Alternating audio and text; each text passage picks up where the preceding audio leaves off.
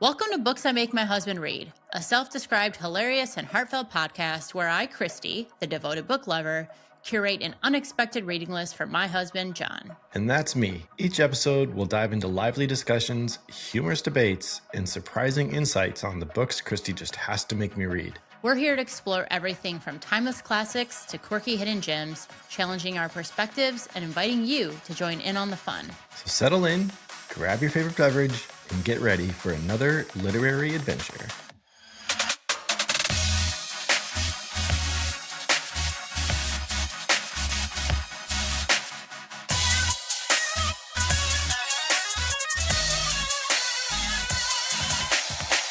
Hello, listeners, and welcome to Season 3, Episode 5 of Books I Make My Husband Read. I'm your host, Kristy.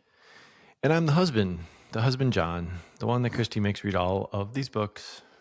Did you have to clarify that you were the husband because you said it twice? Yeah, I just needed to make sure that people understood the husband is me and the husband that you make read books. Just in case they thought there were two different people. Husband. This week we'll be discussing The Other Side of Now by Paige Harbison, a story about a woman who slips into an alternate version of her life and has to reckon with grief, friendship, and the path not taken.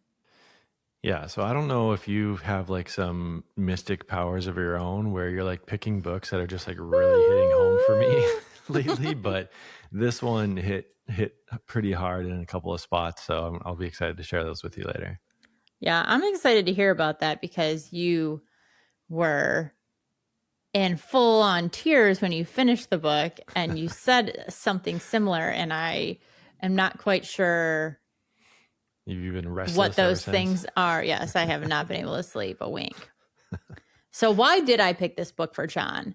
Well, I read this book. I received an ARC from the publisher, and I actually wrote the publisher about a different book that I wanted to receive an advance copy of. And they sent me that, but then she said, oh, we also have this other book that I have been loving and trying to get in people's hands. Would you be interested? And I read the, synopsis, and I said, yeah, sure.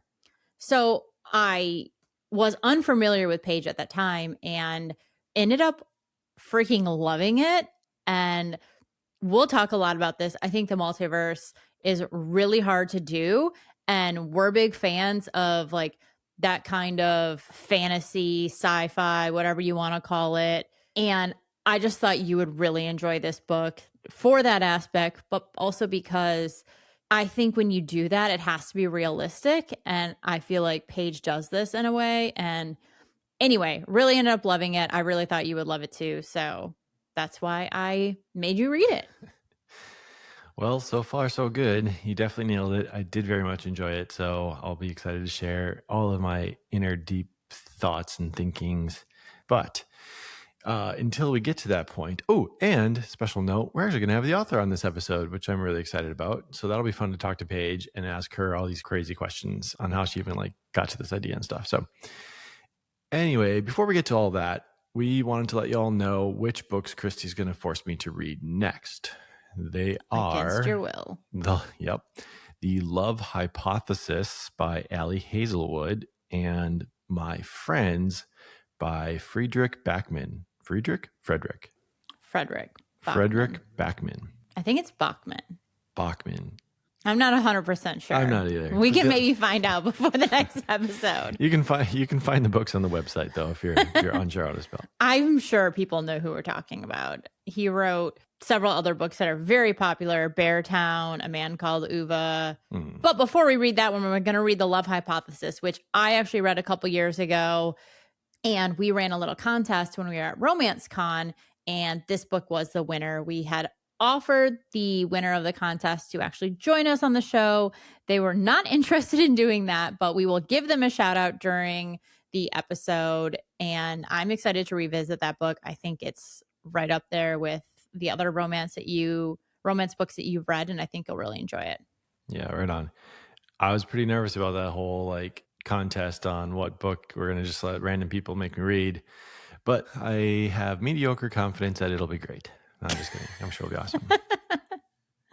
I do really think you're going to enjoy it. But before we get to our book summary, we wanted to remind listeners that you can keep up with all the books that I make John read and then make him talk about by following us on Instagram or TikTok.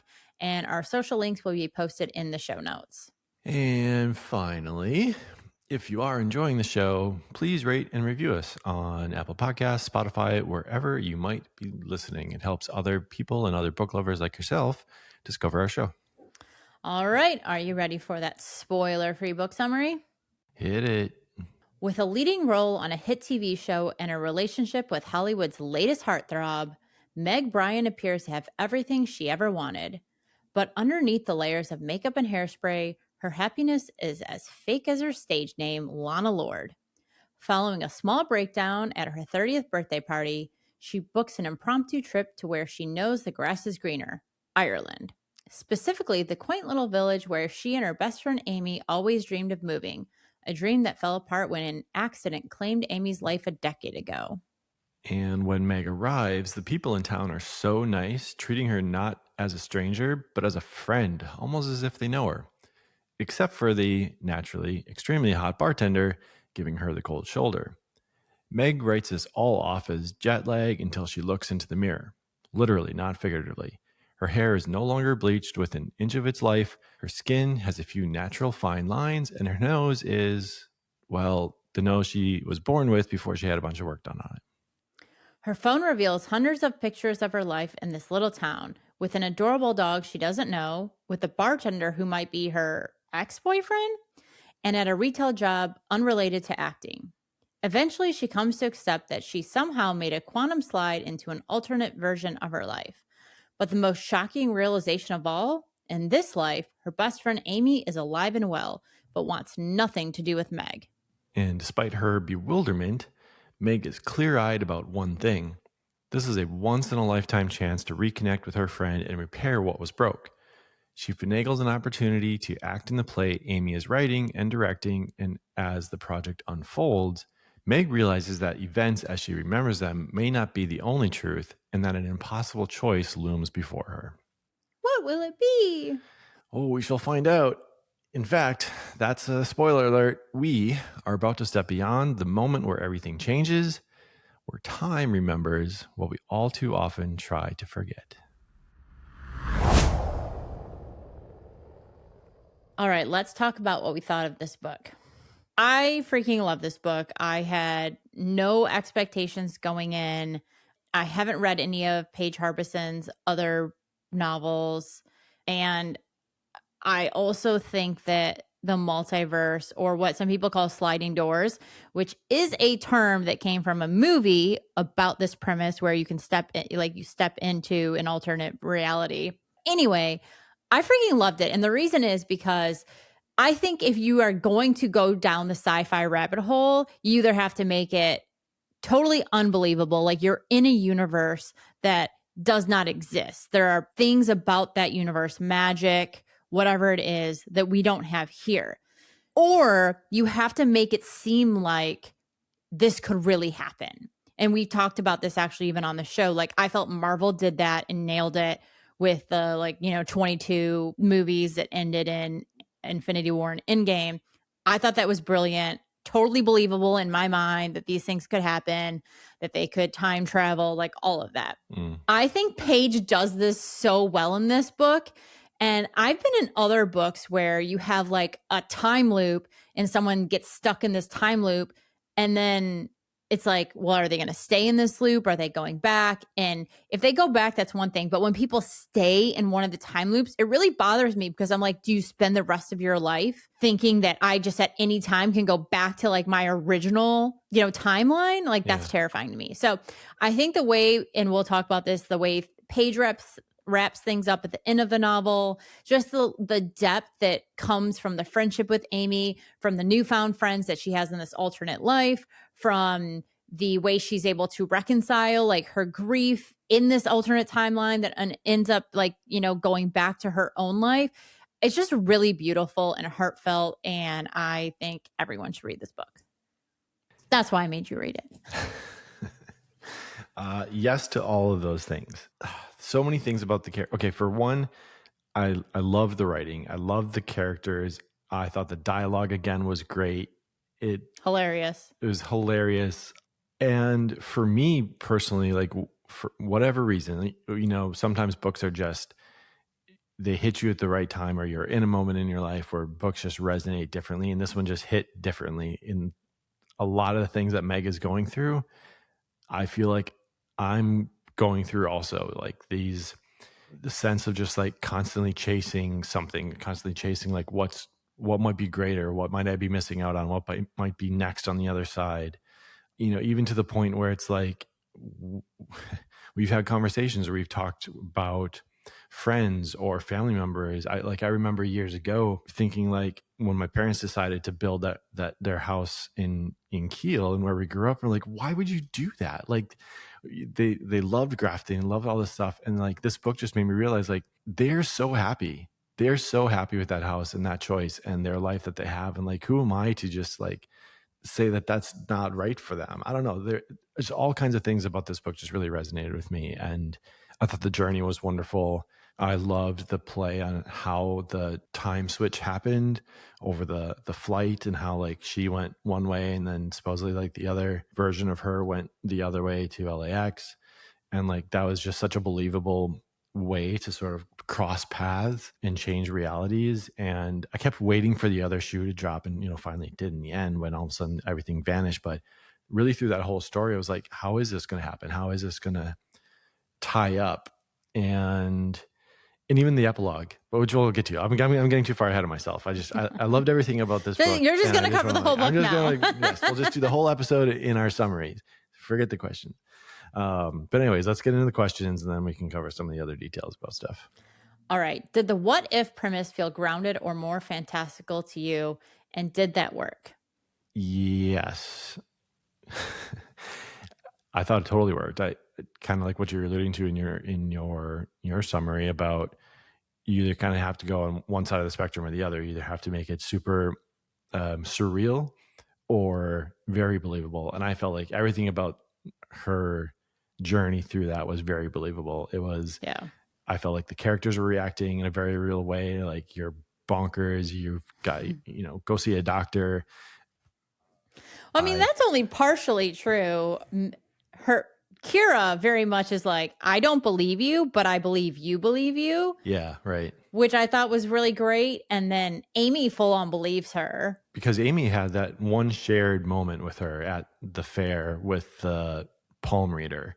Right. Like, but still, that's in their own reality. But that is something I think that happens, that it left an impression on them as kids. Yeah. Yeah. I thought the way that whole world was created was really, like, I think what made the book. I don't know if it would have worked as well if it was on the other side of the spectrum, like more surreal or anything like that. Yeah. So I like that it was believable. Yeah, me too. I just loved it. I crave that more. That, like, I'm all in on a complete sci-fi fantasy, but don't get me wrong. But I like the idea better if I can be in this world and can have fantastical things that happen in this world. Yeah. Yeah. The more magical realism piece of that versus like full on fantasy or sci-fi. Yep. I agree. I'm realizing that I do like those kinds of stories.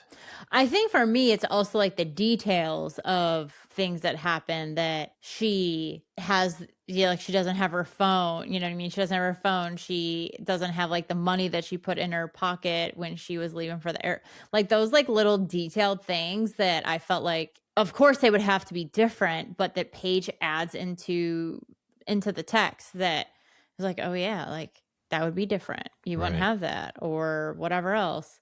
And then I like the little scene where she first gets to the cottage and she knows where the liquor. She's like, I need a drink. Yeah. And she knows where the liquor is. And she's like, And then she registers that, like, how do I know this? How do I know this? That's so creepy.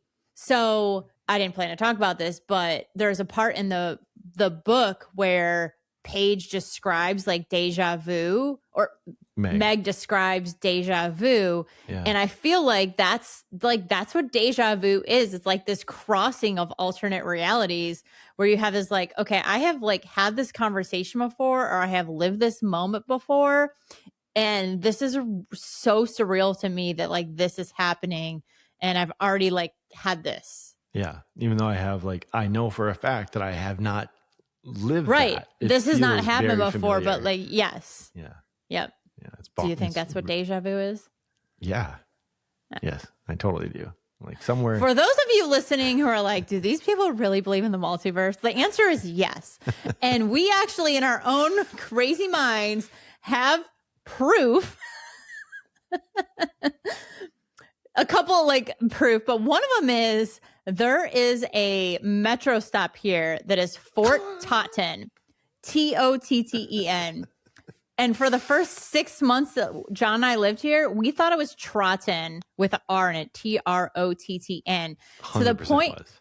I know it was, to the point where we had made comments to each other. And then we noticed, because he was going to call it Fort Rotten.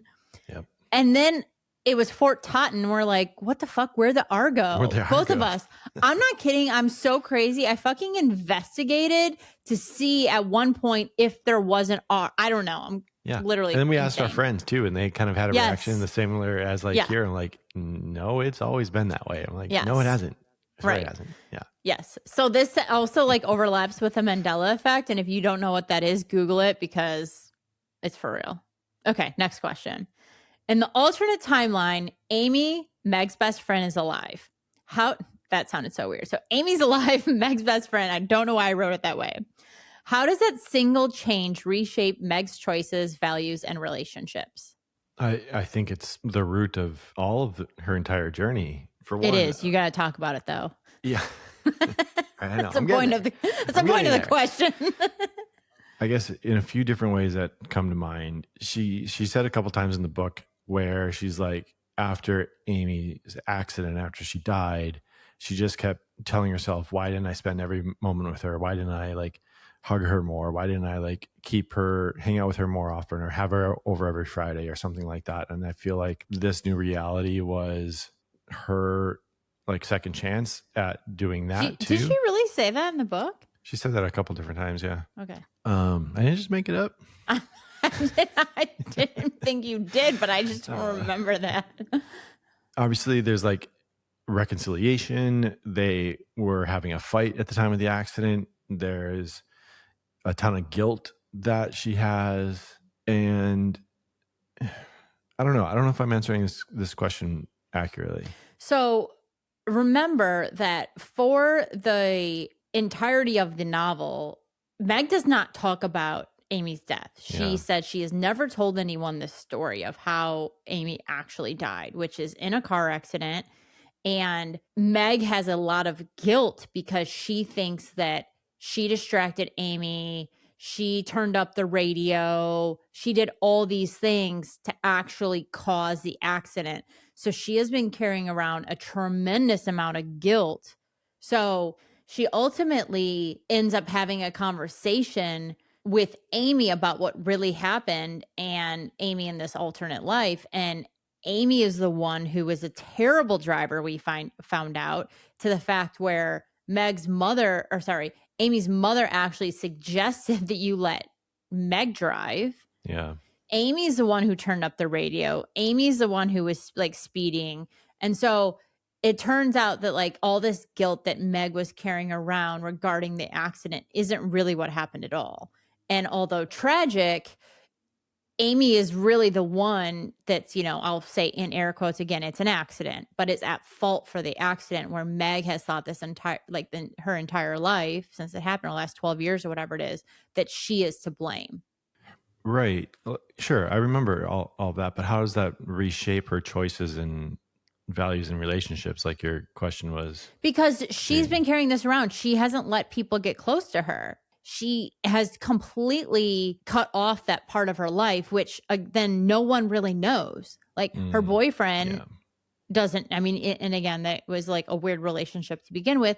He doesn't know anything about her past. And it's like just this way for her to not let people in and get to know the real her and who she is, what has shaped her. We all have things that shape us into the people we become. And this was a big one for Meg. Yeah. And then getting to see Amy and kind of like letting this guilt go, maybe saying the things that she didn't have the opportunity to say, I think that then helps her in the relationship she has moving forward at the end of the book when she gets really close with that other one who's part of the same group that she's in. And that person even knows about her like alternate reality experience. Right. Like that would have never, she would have never said those type of things before, like Meg Bryan 1.0, you know? Yeah. Yeah, that's true. That was another point in the like another character trait of Meg's that I feel like hit home quite a bit. This sense of like keeping her shields up and, you know, not really allowing people all the way in. Yeah. Life is heavy and no one should have to carry it on its own. Yeah. Do you want to talk about that more? Do we want this could become a therapeutic session if we did. I mean, to put a fine point on it, like as I was reading the book, I feel like I related to Meg in a lot of those ways. And in one of the moments for me, it was like Killian's love of Meg and the way that it's described of how he loves her and how he wants her to be happy and he was going to move to LA with her or whatever that looked like. I feel like that's how you love me. And for me, like I'm Meg and I'm still like scared to let that all in. So That's very true. I do just want you to be happy, whatever that means. Like, if you want to move to LA, I actually love that. But if you want to move to wherever or you want to take whatever job or do whatever, like, I just want you to be happy. yeah. And I think like Meg, like I don't know really what that really means. I think that's, I mean, I won't get too far off question or whatever too, but like her journey through that sort of self-discovery of like constantly needing or chasing the next thing or the next best thing or, you know, running towards whatever instead of just like remaining present and remaining with like what's wonderful about this right now. Why does it always have to be something bigger? Why does it always have to be something else? Why can't it just be here? You know, that whole side of the book. So, Well, I think that's a reason why a lot of people have discontentment. I mean, getting the next promotion or moving to a place or being with a person or whatever that thing is, graduating from your next degree, those are things. And those things might bring you happiness for a moment and you might be glad with your accomplishments, but those are going to come and go.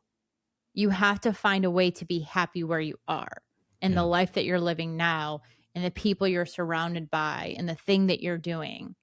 That's, you know, for Killian, like that's what he's like, I'm just happy now. And I want you to be happy in the here and now. Yep. Like if you move someplace, that's only, you know, that's not going to last forever. You're going to find another reason to be unhappy there too. Yep.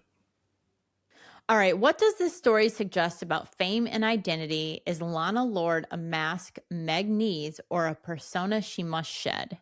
Probably a mixture of both. I think she felt she needed it in order to protect herself from the grief and the trauma of Amy dying. I think she ran away from Florida. She ran away from processing that. She went to hide and become someone else who didn't have to, who tried to pretend that part of her life was separate from her reality. Meaning that like it was a mask that she put up to protect herself and she needed to shed it in order to move on and actually allow people to love her and care for her, give her the opportunity to have non-superficial feelings in general about life and about other people. And which it was like another thing I could, you know, relate to in this book of like, you put up different masks to try to fit in, you put up facades. And so I think that it was a facade that she needed to shed. And she did when she returned to her reality. She realized like, no, actually my name is Meg. It's not Lana. This is who I am. This was a character she's really been playing since she got to Hollywood.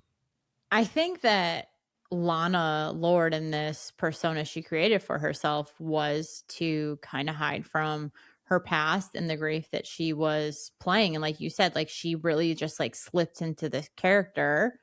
And I think in some ways it probably penetrated into other parts of her life, even though like this was a TV character, which was like there's Lana Lord, the actress, and then she's playing other characters. But like Lana Lord also is in itself a character that she is playing. So she's allowing that to like actually be this persona like that she takes on versus like, oh, this is just a stage name. I think it becomes like so much more to her because, you know, she is trying to keep up with the demands of Hollywood and she is, you know, trying to lose all this weight, even though she like really has no weight to lose. And she's on all these crazy diets and then she's getting all this like work done. And it's just very like the Botox. I've never had Botox. I'm not against I'm not against work in general. Like, hey, if that's what's really you are loving and it's making you happy, fine. Yeah. So how do you feel about the big reveal and learning about the car accident that killed Amy and how it actually happened? What surprised you?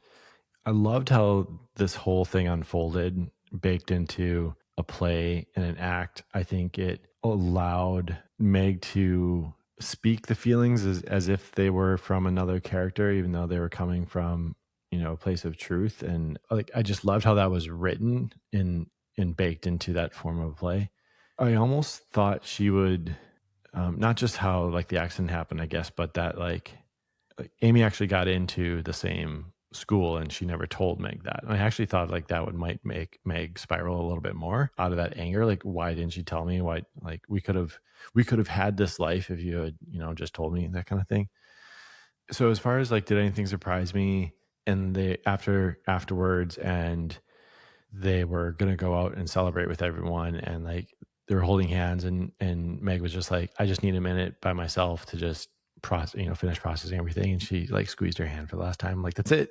I knew That's it. the moment. I was saying, I was like, oh no, I started crying. I was like, you're never going to see her again. Yep. This is you letting go. Yeah. They had their moment. They kind of put all their like cards on the tables, you know, so to speak, and said what they needed to say. And I felt like Meg at that point then, while still like, you know, still has grief because like her best friend died. Now she understands all the circumstances and everything, but she can process that on her own. Yeah. Yeah. I also, no, go ahead. Leading into the play where Amy tells her she had the dream, she had the car accident dream, which this Amy would know nothing about because she never experienced that, because she never would have gotten the car accident if she went to the school in the first place. Right. So I thought that was really special and very clever. Very clever. Yep. I just couldn't imagine like the mind fuck that it would have had to be like twice, right? Like you're landing there, having this whole experience, and then all of a sudden it like just vanishing, and now having to like process that and like another loss to a certain degree, but in a different way. I don't think it's a loss though. I think it's a reconciliation. I think that's a better, yeah. She never grappled with the loss. And what a beautiful way to have, like if I could just have 5 more minutes with this person, like she gets a week or whatever it is. Yeah.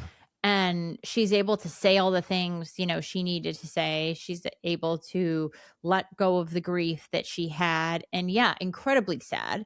She has this moment, but I think she probably goes home going, I can now live my life. Yeah. And I can take control over it. Right.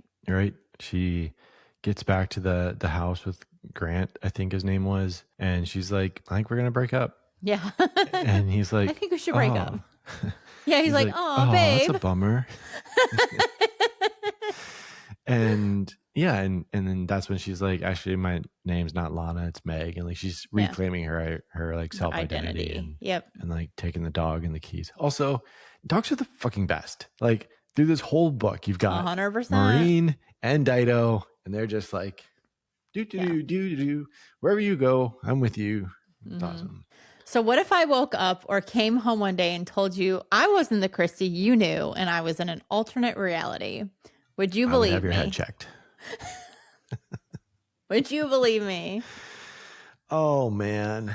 I would probably react very similar to how the characters in this alternate reality reacted, like Kira and Killian, like these people that knew her, and they're like, okay, I don't know that I can believe you, but I believe that you believe you, and then try to understand and figure it out. I don't know.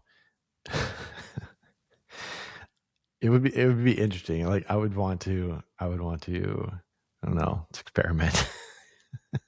What type of experiment would you do? Because I I'd don't have know. Just be like, experiments. what other version of you is out there that would like show up all of a sudden? I guess it's not less an experiment, but more just like well, like this, like in the story. Yeah, I mean, I would probably go into discovery and try to like inquire. Or, I don't know.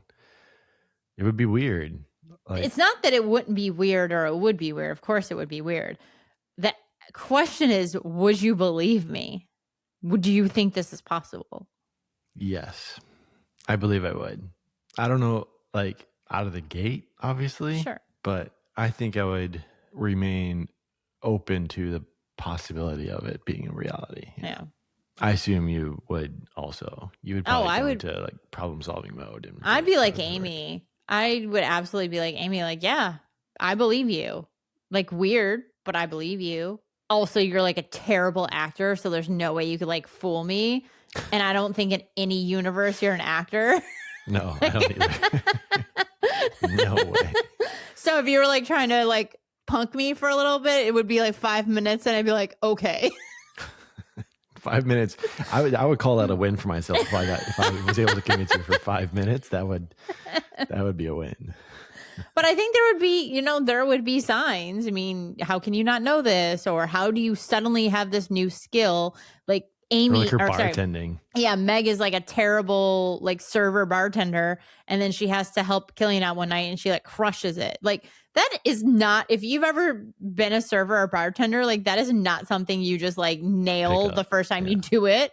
So the fact that she did that, and he was like, okay, that's really weird when you've been a train wreck every other time. Like one night forgot to charge everybody. Yeah, right. So there would have to be like, there would absolutely be things like that. Yeah. Yeah. And that's what I mean. The acting comes in, like you wouldn't just be able to fake that. Yeah, agree. I think that was the moment Killian. I think that's when it registered really for him too. That like he was still. I'm not sure weird, I believe this, but I'm acknowledging that like this is very weird and could be a possibility. Yeah. So if you did land in an alternate version of your life, what is the first thing you check to see if it changed? Oh, your bank account. Am I rich in this life? I would probably turn to the things that were stable. Like, are you in my life yet? Are we married? Is that still familiar? Yeah. Probably my parents, the way that like Meg calls her parents and asks her like, hey, where do I live? And they were really annoyed. They're like, why are you asking this such a dumb question? You live in Avalon. But I think I would try to ground myself in some of those like constants or familiarities. I think the first thing I would do is probably like check my phone for like social, because I feel like that would be okay. Who's in my photos? I don't know. Who have I like been DMing, sending like memes lately? Messages, yeah. Right. Like, and then that could help me. Okay, that this is a person that I am like a friend with or whatever else. I think. What would you want your alternate reality to be? Oh, I don't know. I'm not going to say. Oh. I don't have an answer either. I was just like, I was trying to spin a question back at you. I would want my alternate reality to be that I took some of the opportunities that I had going out of high school and went away to school, went to school at a traditional age, had that experience, did not take some of the poor advice that was given to me when I was 18 years old. And from there, I don't know. Yeah. But I wish I would have done that. I think my life would have gone a completely different trajectory had I done that. I could see that. Good answer. Yes. What about you? Oh, I already said I don't really have no, you have to answer. I don't know. I guess maybe along the same lines, making choices because I really wanted to and not because was running away from something. Mm. So, Do you wish you would have like made a different choice or just confronted what you were running away from? probably confronted more of what I was like running away from or what I was afraid of, acknowledging or discovering, or because I think acknowledging that, not dissimilar from the way Meg is in this book, acknowledging like the reality and facing it allows her a sort of different kind of freedom of the choices it directs her certain ways. I think it would have done the same for me. I don't know that I would have done all the things differently, but I think there's definitely some choices I would have made differently. Yeah. All right. Well, I think we have Paige now in the waiting room. Do you want to bring her onto the show so we can have a little chatteroo? I'm so excited about this. I'm really excited too. This is someone we've never, like, we had Jessica on a couple episodes ago, but we have never talked to Paige. But I'm really excited to talk to her because I freaking love this book. Me too. I hope this little sound effect doesn't like put us in an alternate reality. I hope it does. So, listeners, we want to welcome the author of this novel to the show, Paige Harbison. And we're so excited to have you, Paige. It's such a pleasure to meet you, to have you join us to talk about this book. I told you about this through email, but I received an arc of your book. Sorry, I had no idea who you were, had no idea about this book. I emailed I don't the know publisher. who I am either. I feel that. I emailed the publisher about another novel, and she said, yes, here, but also like you need to read this one too. And I was like, sure, send it my way. So I read it, had no expectations, fell in love with it. And for a lot of reasons, what I call the multiverse in your book, I don't know if you're like more sliding doors or what, vernacular you prefer, but I think it's really hard to do because you either got to go all in or you have to make it believable. And I like the more this is believable, this could happen to me. And I think you absolutely nailed it. So loved it. Obviously made husband John read it, and here we are. Yeah. Okay. So not to call myself Orson Welles, but I think that there's, to a certain extent, there's definitely a value in like not knowing what you don't know. I'm not a science fiction writer. I'm not a science fiction head. I don't know the multiverse. I loved Everything Everywhere All at Once. You know what I mean? Like everybody in the world, but like, I did not come at this book from I want to write about the multiverse. I want to write some sort of, it wasn't that. The idea came to me literally just, I was brainstorming with my mom. My mom's an author, New York Times bestseller. She wrote Shoe Addicts Anonymous and a bunch of other women's fiction in like the 2000s. And we were just brainstorming ideas. And I was like, what if you went to an Airbnb and it was all your stuff? Like that is literally just the idea. And I hadn't seen sliding doors. I'd been using the expression confidently for years, but I had not seen it. I've not seen it either. Like it's Peter Capaldi, I think. Maybe I'm remembering that totally wrong, but it's like the people in it are great. It's Gwyneth Paltrow, but it's also told both timelines at the same time, which I find confusing. And I don't love that. I know a lot of these kinds of books do that. I'm not like, I haven't read a ton of these kinds of books. I'm not. And I think that sometimes there's a benefit in not having read that many, because you're not comparing yourself to them. Yeah. But, so I don't know that I did not come at it wanting to be like, let's do sci-fi. Let's do a multiverse. It wasn't like that at all. All right. I think that's fair. I mean, you're like, I don't want too much information to just, I think maybe probably prohibit your creativity too. Like I have to be limited to how I tell the story. Well, I'm writing about people and feelings. And I think that that's the only part people are going to latch on to anyway. And, some people are able to write, some fantastic total like some alien movie, but it feels really grounded in humanity, and they're able to like balance that while having to do a lot of research into whatever it would have to be. But that's not what this is. So yeah. It's like this is about a girl who misses her friend and she died, and like then she gets a chance to see her again and get be in a place she always wanted to be and see what life would have been like. Yeah. Okay, so kind of like building off of this concept you're just talking about, this wasn't really meant to be a book about the multiverse or sliding doors, but also I feel like maybe a lot of readers wouldn't necessarily know what that means either. How would you just sort of describe that dynamic of the multiverse? Or how would you describe how you approached it in this book of this other world, this other timeline that this character is living on? Well, I think sliding doors, it's made its way into the vernacular, like whether people have seen the movie, like we hadn't seen it, right? Like, but, well, what it meant in the movie was it was about a subway train. And it's just like, so it was literally about the doors. Like if she had missed the train, her life would have gone in a totally different direction. So I connect more with the sliding doors terminology, I guess. It's just like if I had gone left instead of right. So in this book, it's just, and it was a little bit based on the fact that when I was applying to colleges, I was obsessed with like what my life would be like at all these different schools. I spent like every night when I was in high school on collegeboard.net or whatever it was, like looking at all these different schools and imagining my life there. And I got obsessed with this acting school in Bristol in England. And I recently looked it up. It's like, it is not like it doesn't look great. I don't know what drew me in. I guess it was just different, but it's like, I was just obsessed with the idea of being in England, having a totally different life, pursuing acting, which I was, a theater major at the time. I was acting. And when I started writing, speaking of trains, I stayed a theater major. I went to school in Florida. I was on a train back to DC where I'm from. And I started writing a book, and that became my first book that I then got, then I signed a contract 3 months later. It was finished. And I signed a contract when I was 19. Wow. And so that was then I became a writer, and I dropped acting, and I just did that. And that's the direction my life took.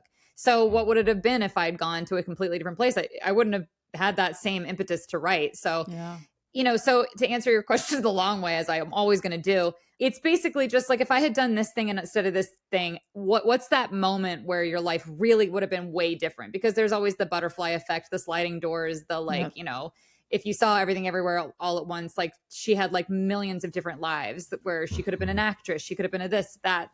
And it's because we all make all of these little micro decisions every day, but sometimes there's a bigger decision that we can pinpoint the moment where our life forked. And I kind of had this concept in there that wasn't a main concept of the book, but it was an idea, which was the idea of deja vu. Because some of the things felt familiar, like she was reaching for the glass, like she knew where the glass was, or she knew the bottle, whatever.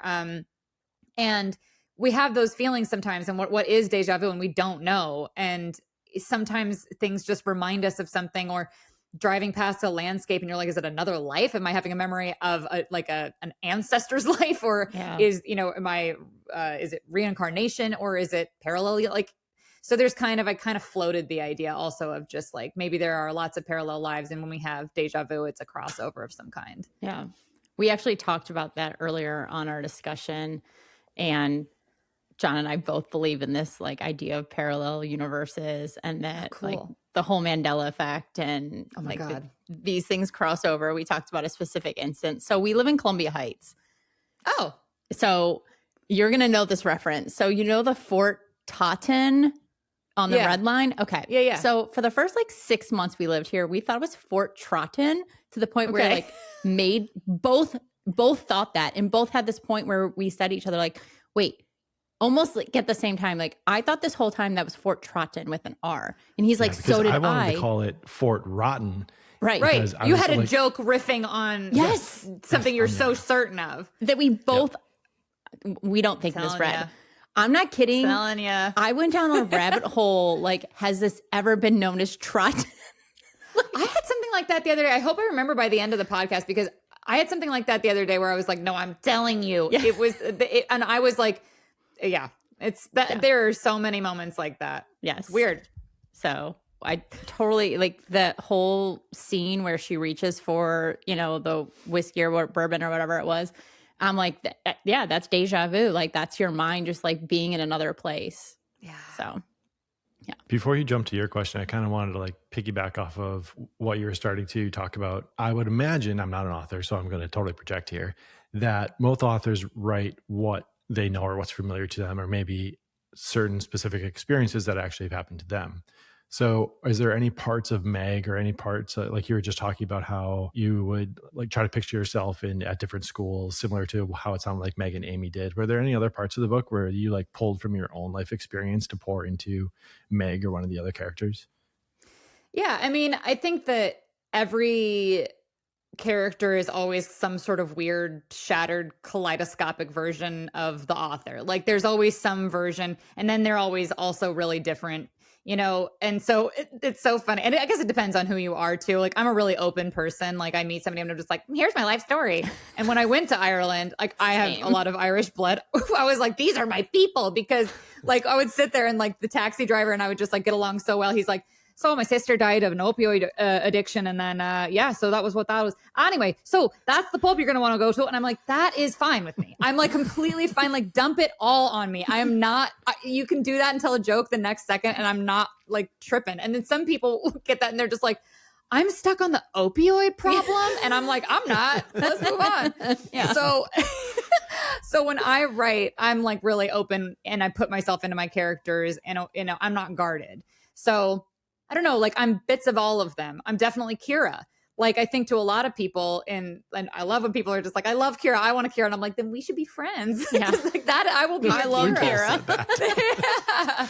I mean, it's like, it's like, you know, cause I think to my friends, like I'm like very much your cheerleader, but I'm also, and I'm going to just be a fun, great time, but I'm also going to like, you know, call you on your shit and be like, okay, well, you're being insane.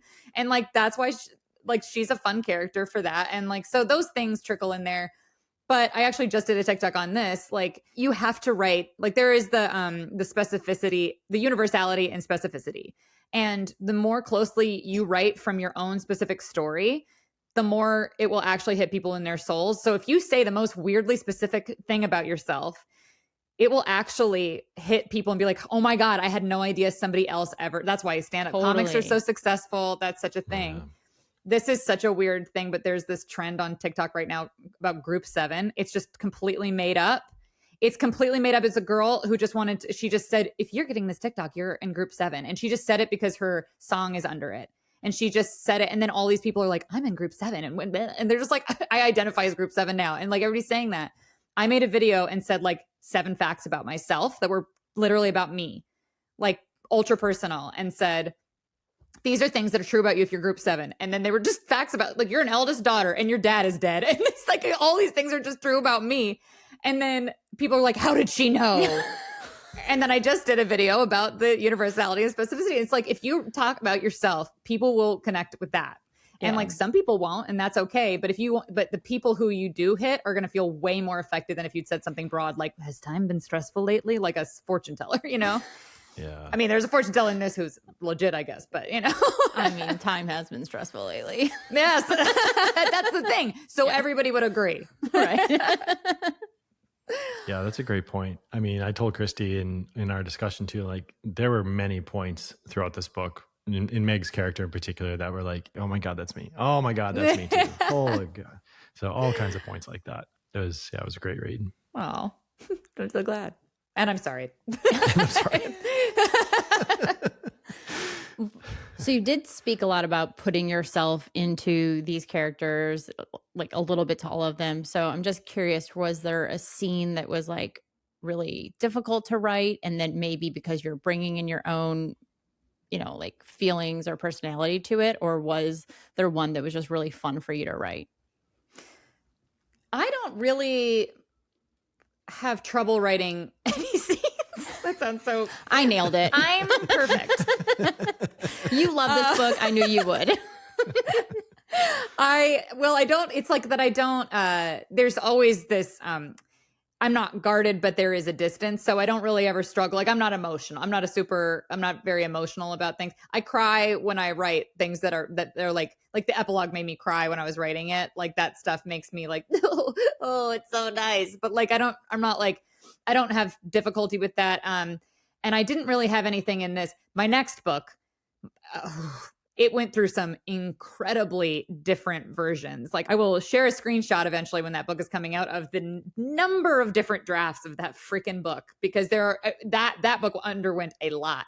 But this book didn't really have like a particular part that was like troublesome from an emotional perspective, and it didn't have something that I just couldn't untangle. But what was fun to write was I loved any scene with Kira in it. She was just so fun. She's played by Aisling B in my head. She's just that.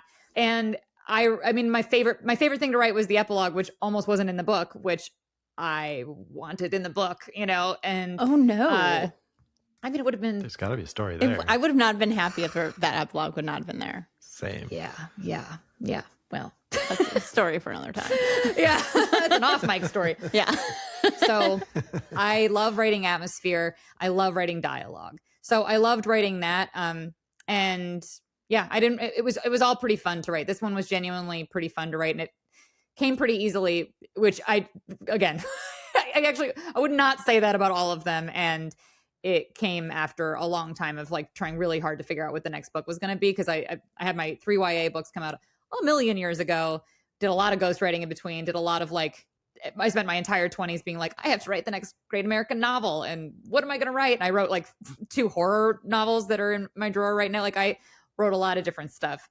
So this one luckily came easily, but yeah, not always. One of our favorite scenes that we discussed earlier was the scene where they're on stage and they're like riffing it when they actually find out like what happens in the car accident, like all those things. And I don't know how you don't cry over that. Mhm. For reals. Yeah, I mean that scene, I guess that one was a little bit trickier because it was hard to be like, why would this be happening? Like kind of there was like this commedia dell'arte, kind of like they're just doing a whole play on a whim, but like it was hard to make that like buyable, I guess. Like that was like trying to make that like feasible and make sense and like seem at all possible was like there was like a trickery to that. Like I kind of had to get that right. And then getting the details of what happened at the accident and then still have it balance into being something that people could see as a play. Yeah. And then having it double as the plot that they were representing it to be. So I guess that one was a little bit of a weave, but it wasn't that troublesome. It just was like it was a kind of a tightrope. Yeah. Did you always know how you were gonna end her? Nope. Okay. Because through the whole time, I'm like, how is this going? She's clearly not going to stay in this reality, even though she says she wants to stay in this reality. But I just kept waiting for the other shoe to drop. Like it really wasn't until the play ended and they're having their moment backstage and they're about to walk out into the party and she like squeezes her hand for the last time and she walks to the door. I'm like, that's it. Meanwhile, there's like multiple tears dropping down my face. But Stepped like, out of a dream. Nat King Cole. So how did you how'd you get to that point? Or like how, I don't know, how do I want to phrase this question? How did you decide to end it? I don't really know. How did you decide to end that sentence? It was almost as hard as you finishing that sentence. That was painful. Well, okay. So I remember I don't remember at what point during the writing process I landed on the ending. I'm a very like fly by the seat of my pants writer. I'm like, this one I had to outline because specifically I was like, I am not writing another book only to have my agent say, I don't know how to sell this. But I remember being on the phone with my brother and being like, did he read your book yet? Yes, he read it. After being publicly shamed. Yeah. My brothers don't listen to the podcast. Yeah. I didn't tell him that that was in the epilogue, by the way. No. I made him get to that. Nice. I love that. Love it. Whenever he wasn't physically reading it, he was listening to it because he was like, I want like your acting performance is so good. He's sending me all this praise. And I'm just like, he's right. Oh, thank you. But he was like sitting there and I'm just like, oh my God, I'm an asshole because you're an asshole and you're going to get to the end and you're going to see I've shamed you. And then he got to the end and he's just like, very funny. Very, very funny. So I remember calling him, and this is true though. In the beginning, he is really good at plotting out. So I was like, I wanted him to fucking read it along the way. So I was like, okay, but I was like, can she go? Well, because she can't she has to go back to the other life because she has the dog. And he's like, Paige, her best friend is alive in the other one. You can't have it be because of the dog. And I was like, can't I though? I mean, and we were, it's like it's a dog. Obviously, I'm always going to have a dog in the book, frankly. But one good thing that dog Dido served was just enough reason that you were okay with her going home. To be honest, you knew that she needs to go home. These books, these characters, or these plots always they can't stay in the other reality because people would feel gypped, even though it's what they quote unquote want. Yeah. They don't want them to go home. So it's really hard to make them feel like they get something satisfying out of the ending. Yeah. So having her go home and having her dump her Marvel boyfriend and having her then change her life, but not give up the money, not like suddenly donate it all and just like give it all up and start bartending, you know, she instead takes it and takes what she accomplished and turns it into something she can be more proud of and find more happiness with, is to me the most satisfying ending, because that is what we should all do. And if you've got a grass is always greener problem going on in your life, and if you've got like, oh, I wish I'd done this, and you're fantasizing about it, well, you can't go have the other life. And you might well in that life have wondered about the life you have now. What you need to do is think about what you actually just want and go have it. Like and so that to me, like, just became the only satisfying way to end it. And having it be just the wish fulfillment of Christmas time in London, and then having those characters be there, it just ended up making perfect sense that in any world he would have a crush on her, even if she was just a character on TV. So yeah. I love the ending, and I'm so glad you wrote it that way, because if she would have stayed, I would have not been, we probably would not be having this conversation. No, it would have been infuriating. It would never have happened. It wouldn't have gotten that far. Any like reader reactions that were really surprising to you, or like any reader theories that maybe you hadn't thought of or maybe missed, or any that jump out to you, that any feedback that you maybe gotten on the book or the story? Well, I as you might imagine, I had a couple people who have lost best friends who wrote to me, and, you know, and again, the specificity thing where they're just like, this is so spooky. Like, this is so similar. And I think that there was some peace maybe in like feeling like maybe this is what's happened to their friend, that they're just out there having a different life. And also with the like being sort of a little space, but and removed from things like the grief that I used in this book. My dad died when I was 23. So like, and there've been a bunch of other people who died. So I've got a lot of grief in there, but my best friend's other best friend died in a car accident when we were 18, you know? And so it's kind of, I guess I expected that, like, yeah, anybody who reads this kind of needs the trigger warning of that, you know, like the book is dedicated in part to Emily, who lost her friend Hartner, who was our friend too. Like I knew her. And, yeah, I mean, I'm probably not thinking of a lot of like other small reader reactions. I guess the negative reader reaction that I was surprised by was people hate Los Angeles. They can't stand even remembering it exists. They hate actors. They hate LA. Like the one of the few, like I'm so flattered by how many high reviews of this book there are, but even in some of the high reviews, the one thing that is complained about pretty consistently is that they don't like that she's an actress. They don't like the LA part. They're like the Hollywood part, or I almost gave up after the first chapter or whatever. And I'm just like, man, glad you didn't, because book's barely about LA. But yeah, lame. Right? I don't know. I don't didn't even occur to me to comment on that. Just like, same. But there's one joke in the beginning where she's just like, I've been drinking lemon water soup for the last 2 weeks, you know, whatever. Like I can't lose another 10 pounds. And then she makes some joke like, and if I gain the weight, they can just toss me on some Ozempic. And it's like, it's a joke. And somebody was like, that's so toxic. And it's like, just because I didn't write LOL at the end doesn't mean it's not a joke. You know what I mean? Of all the things going on right now, like for real, check yourself. Yeah, it's Hollywood. Like, right. Yeah. It's like, I don't know, there's kind of this like we're in a time of like extreme like moralizing, like just like very moralizing from the peanut gallery. And it's just like we can still write characters who are not good people, and it doesn't mean, or like, you know, not that this person, but for example, you know, like we don't, just because a character is that doesn't mean the author is that, doesn't mean that whatever.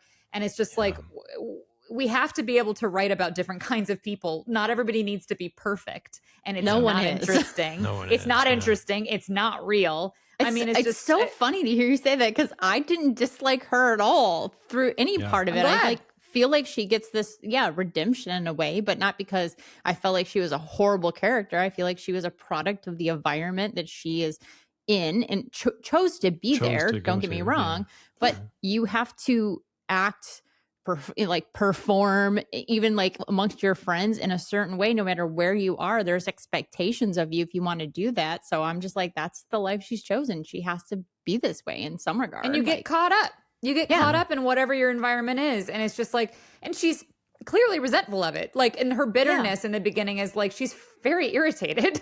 Yeah. And I think that to me, that made her more likable, because I'm just like, yeah, she's so frustrated. Yeah.